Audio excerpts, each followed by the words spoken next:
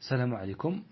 الآن نمر للتمرين 5 donc l'exercice numéro 5. Le fer intervient dans la composition de différents objets. إذن الحديد كيدخل في التركيب نتاع عدة أجسام. Il est très utilisé dans la vie courante comme les portes, les fenêtres. donc كنستعملوه بكثرة في الحياة في صناعة الأبواب والنوافذ. mais il s'expose à la corrosion dans l'air humide ولكن كيكون دائما عرضة للتآكل في الهواء الرطب. donc l'air humide هواء رطب. à cause de la rouille constituée النتيجة نتاع الصدأ اللي كيتكون essentiellement du corps composé de formules chimiques Fe2O3. donc العنصر اللي كيتكون أساسا واحد الجسم مركب صيغته الكيميائية Fe2O3. La question numéro 1. Donnez le nom du corps composé de formules chimiques Fe2O3. donc شنو هو le nom ديال هاد l'espèce chimique. le nom utilisé هو la rouille قالوها لنا. الآن ما بغيتش أنا le nom utilisé. donc le nom scientifique. le nom scientifique de cette espèce chimique est l'oxyde ferrique ou bien l'oxyde de fer 3. d'accord, donc l'oxyde ferrique ou l'oxyde de fer 3. solution. donc donner le nom du corps, donc à dire la question. Le nom du composé de formule chimique Fe2O3 est l'oxyde de fer 3. donc oxyde الحديد ou l'oxyde ferrique. La question numéro 2. écrire l'équation chimique de la réaction chimique produisant Fe2O3. الآن بغينا المعادلة الكيميائية اللي كتؤدي إلى ظهور هذا المركب. Bien, quels sont les réactifs mis en jeu? donc bien sûr le fer, le hadid et le dioxygène. et le produit c'est l'oxyde de fer 3, Fe2O3, mais il faut équilibrer l'équation. alors on a déjà vu comment équilibrer une équation. donc équation de la réaction 4Fe plus 3O2 donne 2Fe2O3. 3. Expliquez pourquoi il est conseillé de protéger le fer dans les régions humides. قالنا السؤال اشرح لماذا ينصح حماية الحديد في المناطق الرطبة. alors le fer est donc lorsqu'il est exposé dans l'air humide il est objet de la corrosion كيكون عرضة للتآكل. donc il faut le protéger contre cette corrosion. خاصنا نحميوه باش ما يكونش ما يخضعش لهذا التآكل وبالتالي غادي يدمر هذا الحديد وما يبقاش نهائيا. alors 3. elle est conseillée de protéger le fer parce que ce dernier يعني le fer se réagit avec l'air humide. air humide c'est-à-dire air plus eau. كاين air plus eau ولا air plus vapeur de l'eau بخار الماء. cette réaction conduit à la formation de la rouille. إذن هذا التفاعل كيؤدي إلى تكون الصدأ اللي هو l'oxyde de fer 3 qui est une couche perméable et poreuse. donc هذه الطبقة هذه كتكون منفذة كتخلي الهواء يدخل لداخل ومسامية فيها ثقب إذن تسمح بمرور الهواء إلى أعماق الحديد.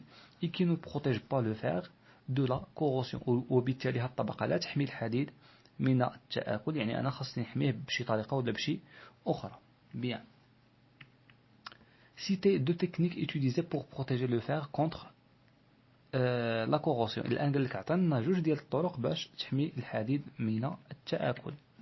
alors on a vu 3 méthodes pour protéger le fer de la corrosion. donc maintenant خاصنا غير 2 méthodes. pour protéger le fer il faut le peigner avec une couche de certains métaux qui ne sont pas affectés par l'air humide comme le zinc ou le nickel. إذن خاصنا ندير له طلاء بواحد الطبقة أخرى من فلز لا يتفاعل مع الهواء الرطب بحال الألومنيوم. نقدر نستعمل الألومنيوم. donc الألومنيوم لا يتفاعل مع الهواء الرطب واخا كيتكون واحد الطبقة كتحمي الألومنيوم من التآكل. ولا نقدر نستعمل لو زنك لو نيكل واخا دونك فلزات اللي ما كيتدمروش عن طريق هذا الأكسدة. La deuxième méthode, c'est le peigner avec une peinture. إذا نقدر نديرو الطلاء بصباغة فقط. إذا ملي كندير هاد الصباغة على هاد الحديد، دونك ديك الصباغة هي عبارة عن واحد الطبقة عازلة بين الحديد والهواء، وبالتالي فإن الهواء لن يصل إلى الحديد ولن يتصدأ أو يتأكسد هذا الحديد. إذن دو méthodes. هادو دو méthodes. إلا بغيتو une troisième méthode pour le protéger, donc il faut mieux l'utiliser dans les régions de l'air sec. Donc où il y a de l'air sec نقدر نستعملو في أماكن اللي فيها هواء جاف. هنا راني كنحميه من الهواء الرطب اللي غادي يدير له عملية الأكسدة. Alors maintenant passons à l'exercice numéro 6. Lorsqu'un objet fabriqué en aluminium est abandonné à l'air libre, donc ملي كيكون عندنا واحد الجسم مصنوع من الألومنيوم معرض إلى الهواء, il subit une réaction chimique appelée oxydation. إذن كيخضع لواحد التفاعل كيميائي كتسمى أكسدة, qui entraîne la formation d'une couche اللي هاد الأكسدة كتؤدي إلى تكون واحد الطبقة de couleur grisâtre اللي اللون ديالها رمادي et de formule chimique Al2O3 واللي الصيغة الكيميائية نتاعها دونك هاد الطبقة اللي كتكون الصيغة الكيميائية نتاعها Al2O3 à la surface de l'objet على سطح الجسم. إذن على السطح ديال هاد الجسم مصنوع من الألومنيوم ماشي في العمق ديالو. Alors la question numéro 1, quels sont les réactifs de cette réaction chimique? Bien sûr, cet objet est fabriqué en aluminium, c'est-à-dire le premier espèce chimique mis en jeu c'est l'aluminium, et cette réaction est une oxydation, c'est-à-dire la deuxième espèce chimique c'est le dioxygène O2. Alors les réactifs de cette réaction sont le dioxygène O2 et l'aluminium Al. Bien. La deuxième question, quelle est la formule chimique du produit de cette réaction chimique? Alors, شنو هي الصيغة الكيميائية ديال هذا العنصر اللي تكون؟ Cette formule est donnée dans l'énoncé. Voilà. Donc, ils ont dit que cette oxydation entraîne la formation d'une couche كتؤدي إلى ظهور واحد الطبقة de couleur grisâtre et de formule chimique Al2O3. Donc, le produit de cette réaction est Al2O3. هذه la formule chimique ديالو.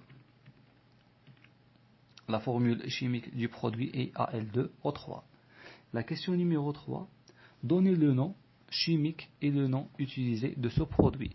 Donc, tout d'abord, il faut chercher le nom chimique, c'est-à-dire le nom scientifique de cet objet. Et ensuite, le nom utilisé dans notre vie quotidienne. اللي كنستعملوها في الحياة اليومية. Bien. Donc le nom chimique de Al2O3 est l'oxyde d'aluminium. هذا هو الاسم العلمي ولا الكيميائي ديالو. و le nom utilisé c'est la lumine. La lumine. Comme Fe2O3, donc il a 2 ou 3 noms. Donc il y a deux noms scientifiques, l'oxyde de fer 3 ou bien l'oxyde ferrique.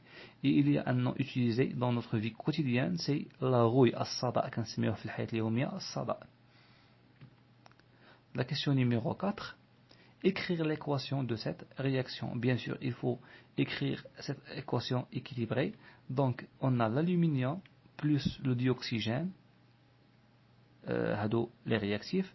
Donc, ces deux réactifs vont donner un produit, c'est l'alumine Al2O3. Et bien sûr, il faut équilibrer l'équation. Donc, pour l'équilibre d'équation est déjà réalisé dans l'exercice numéro 4. 4Al plus 3O2 donne 2Al2O3. Donc l'équation est équilibrée. La question numéro 5. L'oxydation va-t-elle continuer jusqu'à destruction totale de l'objet? Justifier ta réponse. Donc est-ce que l'oxydation de l'aluminium conduit à la destruction totale de cet objet fabriqué en aluminium? Bien sûr non. Pourquoi? Parce que l'alumine est une couche qui protège l'aluminium de la corrosion. C'est une couche imperméable, c'est une couche étanche qui protège l'aluminium. Donc, et l'oxydation ne peut pas, ou bien l'oxydation ne corrode pas l'aluminium en profondeur. ما كتديش إلى تأكل الألومنيوم من الأعماق. دونك الأكسدة ما كتقدرش تدخل الأعماق ديال الألومنيوم. Pourquoi? Parce que cette couche d'alumine protège l'aluminium de la corrosion. L'aluminium réagit avec l'air humide, c'est-à-dire R plus O.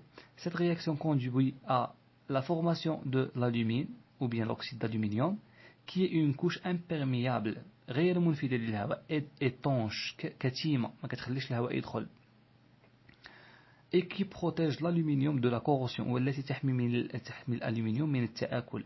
C'est-à-dire que l'alumine ne corrode pas l'objet en profondeur. Donc هاد l'alumine ما كيخليش هاد l'aluminium يتآكل من الأعماق. Par contre, il le protège contre la corrosion. بالعكس كيحميه من التآكل.